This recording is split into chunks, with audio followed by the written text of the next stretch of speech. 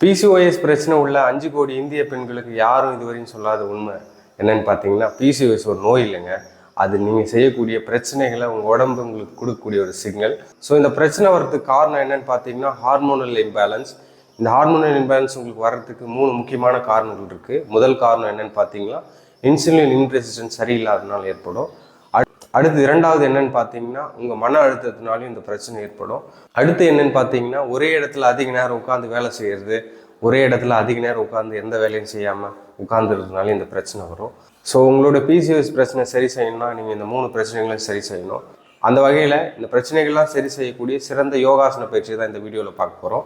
அதுக்கு முன்னாடி இந்த மாதிரி யூஸ்ஃபுல் கண்டென்ட்க்கு நம்மளோட சப்ஸ்கிரைப் பண்ணிக்கோங்க. வாங்க வீடியோக்குள்ளே போகலாம். நாம் பார்க்கக்கூடிய ஆசனம் பத்த கோணாசனம். அதை எப்படி செய்யலான்னு பார்க்கலாம் வாங்க. முதல்ல படுத்துக்கோங்க.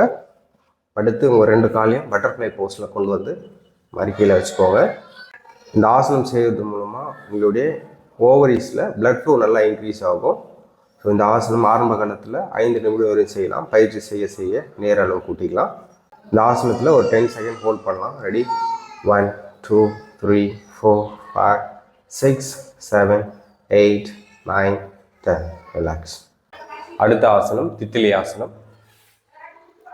ஒரு 2 கால்களையும் பட்டர்ஃப்ளையில் கொண்டு வந்து பொறுமையாக ஒரு 2 முட்டிகளையும் மேலே வைத்து கீழே இருக்குங்க. இந்த மாதிரி ஒரு 20 செகண்ட். ரெடி? ரெடி? 1 2 3 4 5 6 7 8 9 10. ரிலாக்ஸ். அடுத்து நம்ம பார்க்கக்கூடிய ஆசனம் பத்த கோணாசனம்.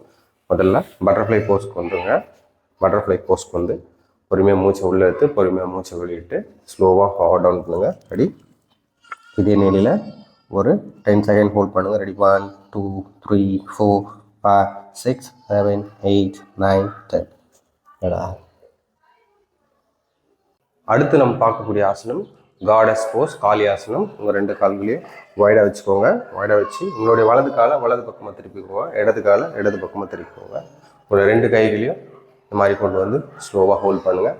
இந்த போஸில் 20 செகண்ட் ஹோல்ட் பண்ணுங்கள். பயிற்சி செய்ய செய்ய நேர அளவு இன்க்ரீஸ் பண்ணுங்கள். ரெடி? 1 2 3 4 5 6 7 8 9 10. ரிலாக்ஸ். அடுத்து நம்ம பார்க்கக்கூடிய ஆசனம் மாலாசனம். உங்கள் 2 கால்களையும் வைடாக வச்சு வலது காலை வலது பக்கமும் இடது காலை இடது பக்கமும் திருப்பிங்க. பொறுமையாக. ரெடி?